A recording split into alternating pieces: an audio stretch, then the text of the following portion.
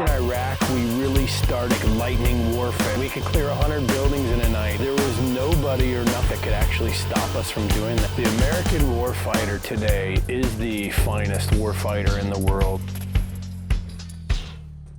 I grew up in Chicago, south side of Chicago. I grew up in the steel mill side of town, walking distance to actually U.S. Steel. And my grandfather was an electrician in the mill. My dad shoveled coal into one of the furnaces. My grandma was a secretary at the mill. And so we all lived right down the street, walking distance. When I was a little kid, they went to work one day and the gates were locked. And that was that. We just lived in the south side of Chicago. Man, you know, I just had an average childhood, you know. We didn't have a lot of money. My entire family, just like anybody in the 70s, smoked and drank a lot. And, you know, I just had a good childhood overall, you know, south side of Chicago.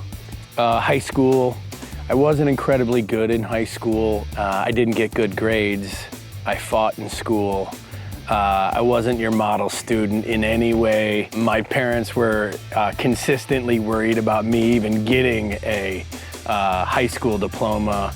Now that I'm older, looking back at it, some of it might have been my fault, some of it not, but I knew the power of education. I just fought every day in school, just something I had to do in South Chicago. And you know, it really prepped me for life.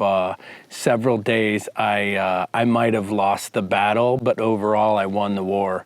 As a kid, my stepdad knew I was mechanically inclined, so he was a truck driver. He always kind of pushed me to do mechanical stuff. My brother didn't get straight A's, he was in trouble.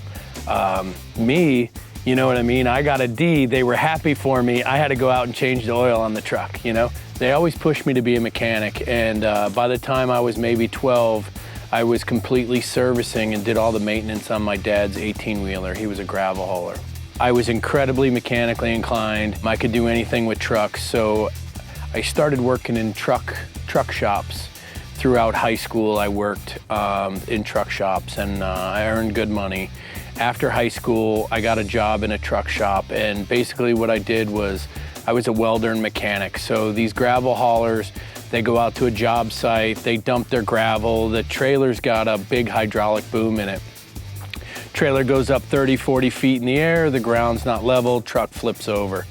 What happens is it'll break the truck frame rail and collapse part of the wall of the trailer. I would take the truck apart, weld the frame back together, make a steel liner to go inside the frame, drill all the holes, reassemble the truck, and then I would completely rebuild the sectional wall that was tore up on the trailer. And I asked my boss one day, like, hey, how come I always get these 2-3 week long projects? And he's like, you're the only one that has the intelligence to work that long and still see it all the way through.